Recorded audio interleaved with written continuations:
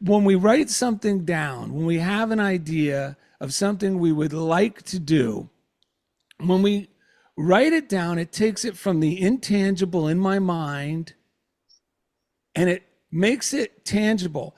But not only that, there's an ancient saying that by putting it in writing, your definite written words dissolve all obstacles and barriers on the visible and invisible planes of life. By putting it in writing, your definite written words, and we're going to talk, I'll share how some of the things, how I word things. It's very simple. But your definite written words dissolve all obstacles and barriers on the visible and invisible planes of life. And you know what? You'll probably meet people who go, who are intellectual, and they'll say, well, really? It's that easy? That sounds too good to be true. Yes, most good things are too good to be true, but maybe they're not intellectual. That's right. That's right. And that's why the faith of a child is the best approach. So listen to what this says as I go on. Psychologists declare that the average person uses about 10% of his mind power. Medical authorities claim that the average person uses only about 25% of his physical power. Psychologists further state that man can release more result-getting power in 1 hour of concentrated use of his mind than in 24 hours of physical work. Some psychologists even believe that man can release more result-getting power through 1 hour of concentrated thought than through a month of physical work. And when they're talking about concentrated thought, we're not talking about, concentrated trying to figure things out. No, concentration should be a delightful feeling. We just got the wrong connotation about the word concentration. Because when we're concentrating on something we enjoy, you see kids do it all the time, because I see them do it all the time when I give little, workshops. You'll see the kids drawing, and they have a somewhat serious look on their face, but they're having the time of their life because everything in them is delightfully involved mentally in the process. So when we're writing out our heart's desires, it's a delightful process. The thing is, our mind are so like that, like I just read, all this energy is in us and it wants to go to work on our behalf.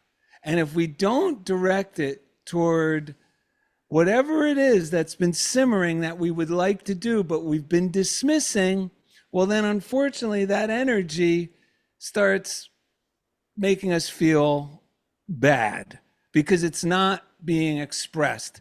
And that was one of the things I think I mentioned in the first lesson when I was at the military training facility, where they were explaining the problem isn't you need love from outside or you need things from outside to validate you. The problem is you're not letting, it's flowing into us constantly, but we're not letting it out. And the first way we let it out is when we get definite, just definite by writing it down. It doesn't take anything to write it down.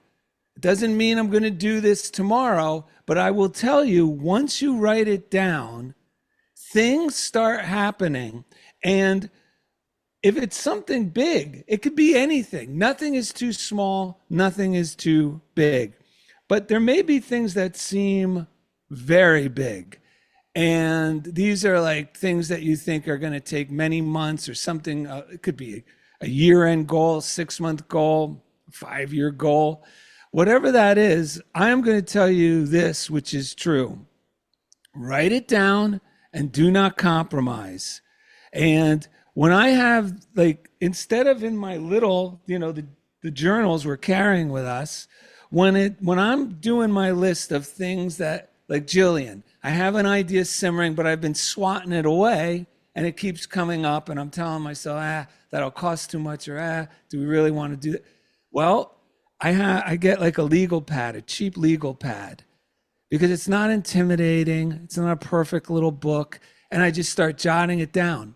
I would like to do this. I would like to do that. And what happens is all that energy that kind of felt overwhelmed about the idea of it, once I start writing it, I start feeling enthusiastic about it. The first thing that happens is my brain, the conscious mind, seeing it written, all of a sudden goes, well, this isn't that. Like, this is not that big out of deal thing I was making it. And that's what I mean when we write it down. We take it from the intangible, where it kind of gets mixed in with the soup of what we think is possible, or it gets pushed out of the way because something we saw in the news now has our attention. But when it's written down, and here's another thing with these long-term lists, I'll keep the legal pad with these items on them out, like on my coffee table. So when I do my morning routine, I can look at it, and it just keeps the idea of it there, of things in the future that my mind is now accepting as a possibility. That's all we're doing. We're just letting our subconscious mind know two things. A, I'd like to do it, and it's a possibility. That's all it takes for the subconscious mind to jump on board. But here's the biggest part. Does anyone know here's the really good news, I should say, because you do not want to compromise on your list. I talked about this last week when my mentor said, write down what you really, really want. Not what you think you could have, but write down what you really, really want. Because here's the ironic truth. There's another ancient saying, the greatest is the nearest.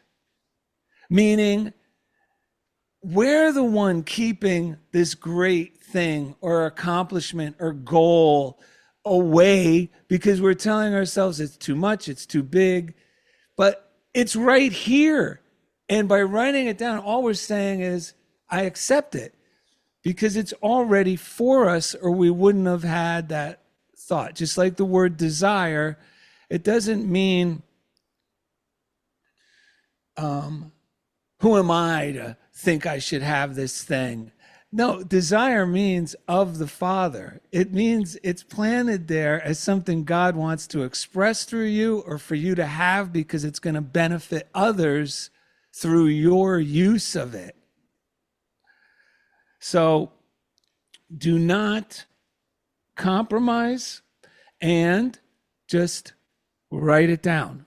And I don't make a big deal of it. I jot these things down on legal pad. Here's the important step too. And you probably heard this many times before.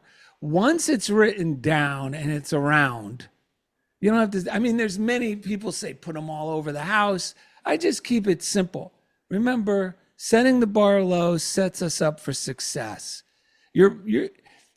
There's so many things for us that I don't think we need to really kill ourselves. I've proven to myself I don't need to overdo it. And just having the legal pad there on the coffee table, somehow, through osmosis, my brain is accepting it as a possibility. I see it there every morning. They get less and less. If it's something really big, it gets less. There's less and less concern over how it's going to come about. And then there's more anticipation and expectancy and enthusiasm about how it's going to feel when it comes about. Once any of our enthusiasm, when the enthusiasm for the idea of it, like Jillian, she started getting more and more enthusiastic as each piece was falling into place. Well, as that grows, the concern over how it's going to come about greatly diminishes. And it's only and always my concern over how is this going to come about that keeps it from coming about. And this, it goes along with that ancient saying, your definite written words dissolve all obstacles and barriers on the visible and invisible planes of life.